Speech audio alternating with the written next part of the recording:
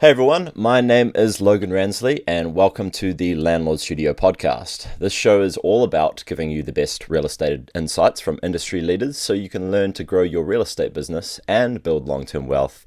Let's cue the intro. Before we jump into today's episode, make sure you click the subscribe button below so you can get notified of every episode we release. And in today's episode, we are interviewing Mr. Gabriel Hamel. How are you going, Gabriel? Hey, good, Logan. Thanks for having me on. Not a problem. So Gabriel Hamel is a real estate investor whose passion for real estate, business, and financial freedom has helped him to amass a multi-million-dollar real estate portfolio consisting of single-family homes, multi-family apartments, commercial real estate, and mobile home parks, which I'm very keen to get into and learn more about. From humble beginnings, a book on real estate, and a strong desire for financial freedom, Gabriel set out to find creative ways to start purchasing income-producing investment real estate. And now Gabriel is a strong advocate of financial literacy through self-education. How has the week been so far, Gabriel? Yeah, it's been a good week. So as I Yeah. mentioned briefly before we got on the air, I went camping. My wife was on a road trip with her aunt and cousin, and we met them kind of on the last leg of their trip. Me and our children, and camped in the desert for a little bit. So it was fun. Nice. Yeah, it's good summer holidays. It's good that you can kind of get outside now because of this whole pandemic thing. It's kind of blown over a little bit, but Yeah, still no, we try to lingering. get out as much as possible. So Yeah, totally. So I always like starting my podcast with a bit of an icebreaker question. So sure. I always like to ask, what is your favorite quote and why? Just to put you on the spot. Oh, my favorite quote. I really like whether you think you can or you can't, you're correct. Yeah, It's a great mindset, and I strongly believe that. yeah, for sure. Particularly in business, I would say, and investing in real estate and everything else. So yeah, Absolutely. so let's dive straight into it. Tell me a little bit about your story and how you got started and where was your origin story from? Sure. Yeah, it goes back a little ways. So, let's see. Gosh. Okay. So I joined the Army National Guard. I joined an infantry unit Oh, my senior nice. year of high school. So it was 1999, 2000. I graduated high school and went to basic training. And I really didn't have a lot of direction. I knew like college wasn't really my path. It wasn't something I was attracted to. And I just didn't really know what I wanted to do. I was always kind of attracted to business, but I didn't really know what that meant or what that looked like. I always pictured that, wearing a suit in some tall building and that you had to be college educated.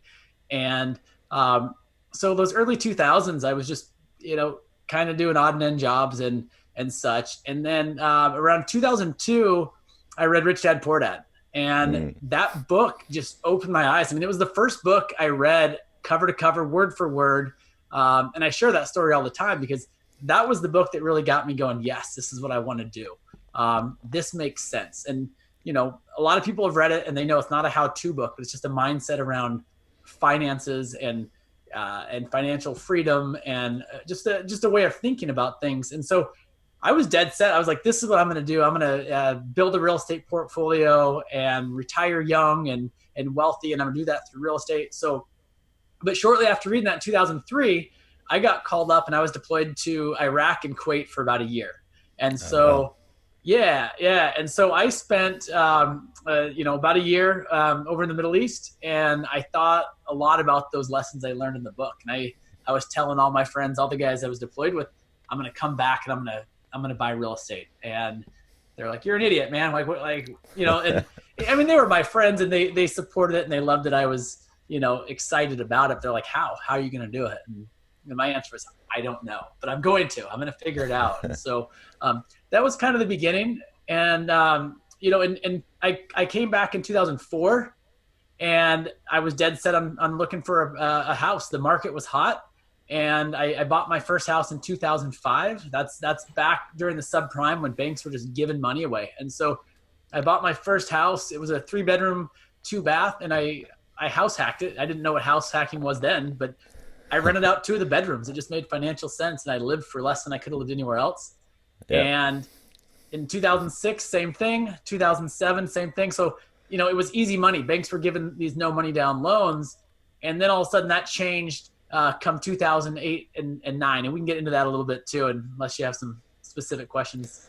It's really interesting, that story, actually, because I was speaking with David Pear from Millionaire to Military to Millionaire last week. I know David. I know David. Yeah. And very similar story. And I guess something that really intrigues me and something I'd like to ask is like, what were you going through at the time when you were in the military that you decided like, okay, I need to sort my finances out. I need to invest in real estate and try and move on from this. Because that's quite a big kind of turning point. So I'd be really interested to kind of hear your thoughts on that. Yeah, it was kind of interesting because I wasn't active duty. So in the Army National Guard, you go to regular basic training, just like active duty Army. So you have drill sergeants, they telling you what to do. For me, it was 14 straight weeks. They tell you what to do. I've never really liked someone telling me what to do. I've always liked being my own boss. At the same time, I did well with the structure, right? Like, you got to work hard. They tell you to do something. It's not personal. You just do it, and you work hard to get it done. Like, you have guys freaking out because they're being yelled at, and it's like, that's just part of their job, And I was a high school wrestler before that, and I was used to having coaches that really pushed me. And then I went back to the 1 week in a month. So the National Guard was just a 1 week in a month kind of deal. And I realized I didn't really enjoy it. Like, I mean, there's something to be said about going out and playing G.I. Joe in the woods once a month. But then when we got deployed, I feel a strong camaraderie with those guys. A closeness that you really just don't get anywhere. And I had signed up, I don't wish war upon anybody. I mean, it's an ugly thing. But we had signed up. And so, we went, and, that experience is part of who I am today for sure. But I think it also reiterated, I don't like someone telling me what to do. I realized there's some guys that were in for a long time, and you don't have all those freedoms. Like, they tell you what to do. They tell you when to wake up, when to go to bed. What to wear, everything. And so, on a personal level, sure, it was a great experience in a lot of ways.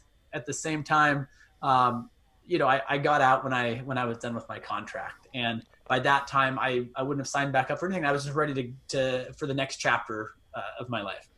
Yeah, for sure. Yeah. So let's dive into that first property that you bought, that you house hacked. Yeah. It's a common term that people use now. So maybe explain a little bit about that, and at what point did you realize that, hey, this is actually, this could be possible kind of road or pathway to financial freedom? Like, what was the kind of process that you went through for that? Yeah, so coming back in 2004, and then just I was doing some odd and end jobs, and then in 2005, the market's hot, right? So I'm making offers on homes. I've talked to some lenders. I was approved. I didn't have a job, I didn't have money, and I was approved for a loan. So I'm out looking for properties, and at the time, I'm getting beat by these cash offers. There's multiple offers.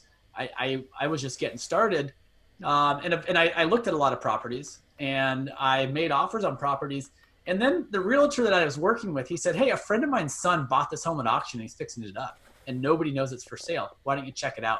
And it was in a part of town that is a good area, but it's not where I wanted to live at the time. And he just kept saying, hey, just check it out. And I'm standing in there going, oh my gosh, nobody knows this is for sale. I've been getting beat out by competition. This thing's getting redone. I'm standing here. Nobody else knows about it. And I bought it for, slightly above market. Like, I got a good deal on it in a hot market. And as far as house hacking, that wasn't a term, that wasn't a thing. That made just financial sense. Like, my mortgage at the time was like, with taxes, insurance, everything, I want to say it was like $1,200 a month or less than that. And I rented out 2 of the rooms that covered 2/3 of that. It just, I owned the property and I lived there for, a few $100s a month. It just made sense. And then the same thing in 2006 and in 2007. 2007 was like a 5% down deal. And then where that really shifted, so also in 2006, I opened up a small nutrition store, and it wasn't really making money. I bought that with a partner who was actually also my roommate of that house, interestingly enough.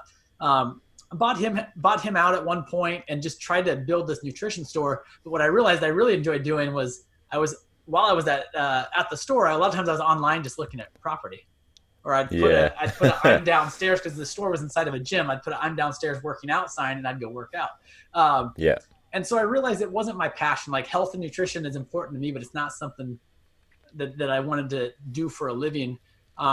So, the store stopped making money. It just wasn't making money. And so by 2008, I shut the store down. My first son was born, and I kind of went, oh crap, what do I do? Like I have a couple houses, they cash flow a little bit, but I don't have income. I don't have money, and I went back to the bank in '08. And that was really the beginning of like the decision of, okay, do I become an investor, or do I just submit to, living a life that's less desirable?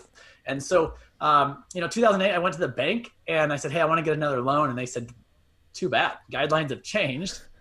You need a job.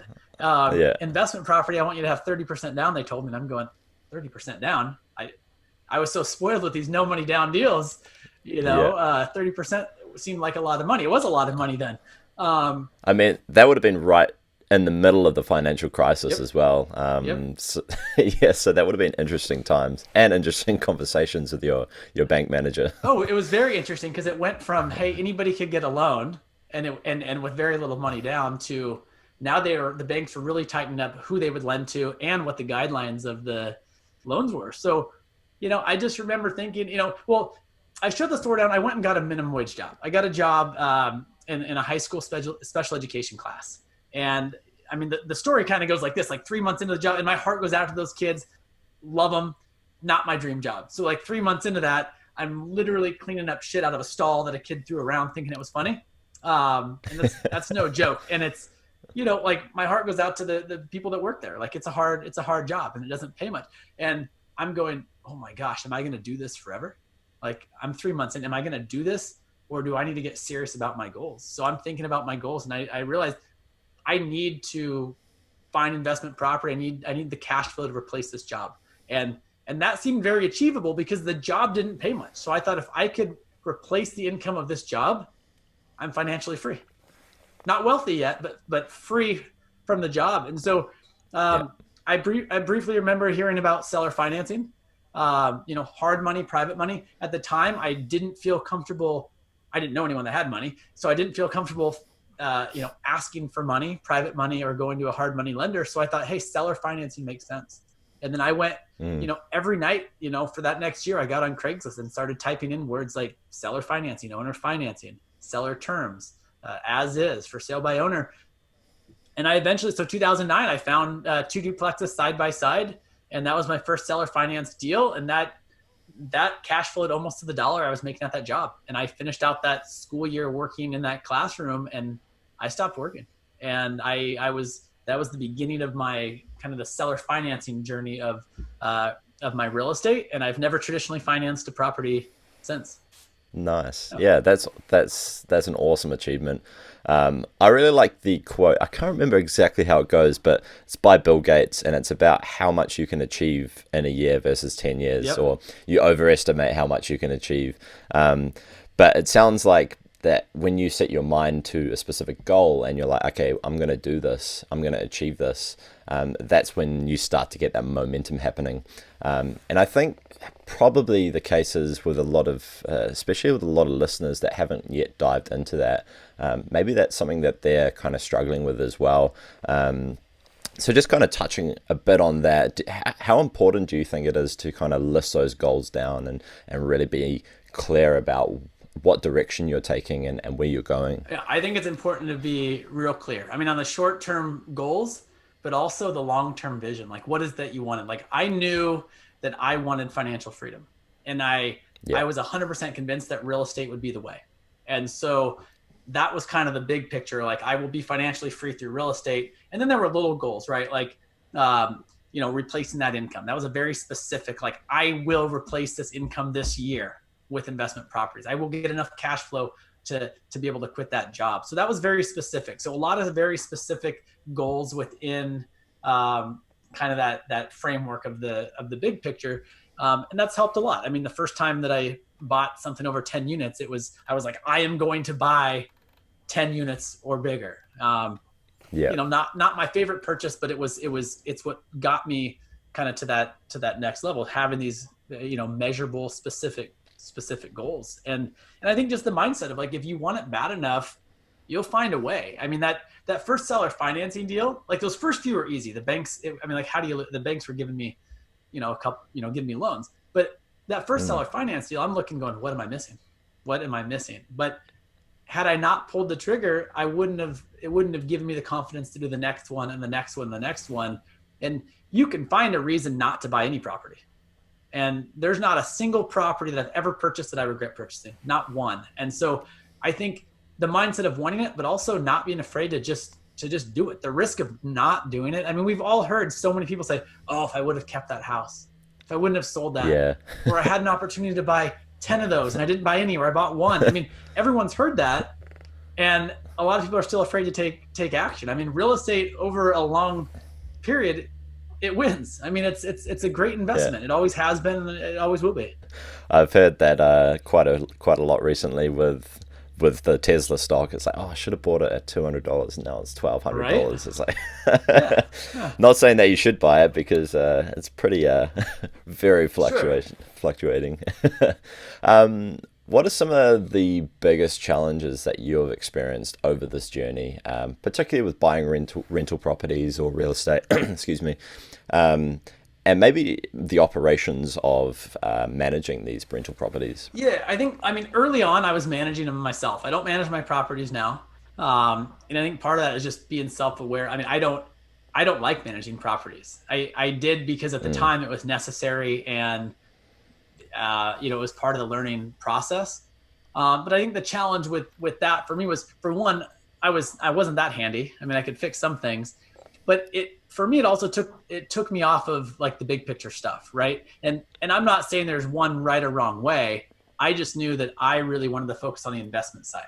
That's what feels yeah, light to me. I enjoy doing that. I could, look at a deal, analyze a deal. I love meeting people and talking with sellers. Like, that's fun. That's fun for me.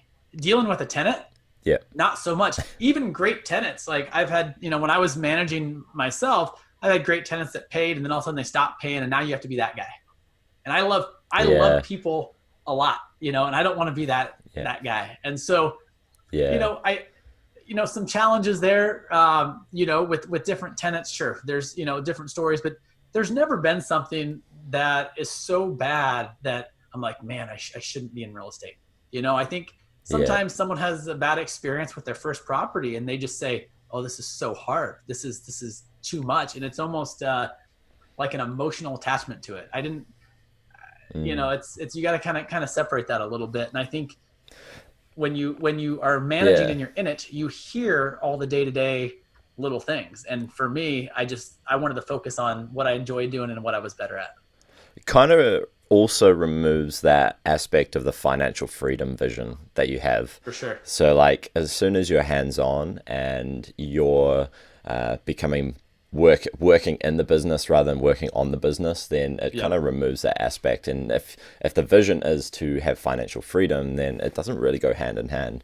So I've kind of I've heard both sides of the story. Like, people love creating their entire business and then hiring Yep. people to manage aspects of it.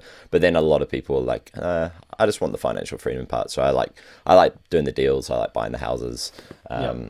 Yeah, that's really interesting. So tell us a little bit about Hamel Investments, your company Sure. now. I'd love to Sure. hear a little bit more about that. Yeah, yeah. I wanted to touch on one thing you said first too. Yeah, for sure. You Go were you ahead. were you were talking about that financial freedom aspect of it, and for me, it became more of a time freedom thing, right? Like, how does it align with like giving me the life that I want? So for me, that breaking point with turning everything over to property management, it was 10 o'clock at night. I'm trying to fix a toilet. I spent a bunch of time there. I had to call a plumber anyway, so then I spent time and money. I have young kids at home at the time. It's like it just didn't make sense. And then that was a time of, hey, do I transfer over to property management? And then going back to that time freedom goal, the financial freedom and the time freedom goal, do I start a property management company? Because that's what a lot of people do. They end Yeah, up starting a property management company, or as they scale, they decide to syndicate, which can also be a huge job in of itself. And so for me, I've always made sure, does this align with, I shouldn't say always, because early on, no. But when I realized what I was really after was time freedom, and the financial freedom is what allowed that, now I could ask myself, when I decide on something, how does this affect these other areas of my life? How does this affect my time? And so I consciously chose not to open up a property management company. I didn't want employees. I've never had employees. I'll probably never have employees, because I think running a property management company can also be a job for yourself. Yeah. You're still dealing with tenants and you're dealing with employees. And it's the same reason I've chose not to syndicate. So I think knowing yourself, I mean, I have friends that have been very successful building property management companies and they're good at it and they like it. So sure, why not? That's just not what I wanted to do. So I think it's important to, people to realize, like, what is it that you like doing? Like, spend your time there. And for me, it wasn't that aspect of it. So Yeah, totally. I think it's super important. And it kind of goes down to those goals as well, setting the goals and making sure your visions align with the goals and that you're actually going down the right track towards you want. And you're always going to get those things that almost like tempt you to go this way and kind of veer you off track. So 100%. And that's why I think it's important to go, how does this align with all these other things in my life that are important to me? Because I've watched people build very successful businesses. And I've had conversations with a lot of people and I say, well, why are you building this? And it usually comes back to they want more time. And then a lot of times they've actually built something that's given them less time. And I get there's people out there that are going to work 100 hours a week, no matter how much financial freedom, because they love the grind. They truly love it. That's just not me. There's other aspects of my life that I enjoy, that I want to spend my time there. I don't want to be a 100-hour a week kind of person. No. More like a 2-hour a week person. Cool. So tell us a little bit about your company now, Hamel Investments. What does that kind of involve, and what are the typical day-to-day look like for you? Sure. Yeah, most of my days aren't involved a lot in the business, right? So early on, so like from 2000, after I did that first seller financing deal, from 2009 through like 13, everything I picked up was small multifamily, 2, 4, 6, 8 unit stuff, all with seller financing. And that was really my focus. There was a particular part of town. And so I was looking at small multifamily in this part of town, all seller finance deals. And then in 2014, I refied out of those and kind of went on the path of, all right, now I want to move into some kind of medium-sized multifamily. And so I've small apartment complexes, some mixed use stuff, commercial ground floor, apartments upstairs. And that's kind of that was the focus for a few years. And then it's been a couple of years. I partnered with someone kind of short term. He was very hands-on. He brought something to the table that I didn't. And so I was picking up a lot of properties. I was focused on putting the deal together, and was able to pick up a lot of properties way below market, a lot of times from the bank. And he would go in there with the crew. These were properties I wouldn't have touched on my own. And so that partnership, we own a couple properties together still, but we sold off a lot of our smaller stuff just because the equity position was strong within the cash flow position. And then more recently, my last couple purchases have been mobile home parks. And so, I like multifamily, but cap rates are being condensed down to almost nothing. The returns just weren't there. And so I started looking in the mobile home park space. And it operates a lot like, a multifamily. I mean, it essentially is multifamily. And there was just better returns. And those have been my last couple purchases. Nice. Yeah. Cool. So at the kind of like the heart of our particular software, Landlord Studio, one of the most important aspects that we kind of help landlords, achieve is to track the financial income and expenses sides of things, making sure that they're cash flowing positive, or if they're not, they have visibility over it.